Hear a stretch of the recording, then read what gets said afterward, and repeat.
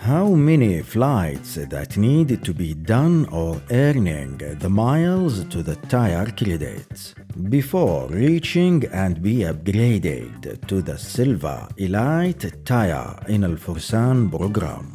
The frequent flyer with Saudia Airlines needs 20 flights or 25,000 earned points from the flights as tire credits.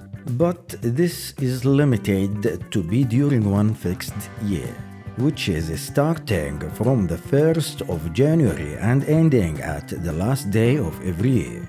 This concluded based on the current reading from Al-Fursan official digital channels on March 2026.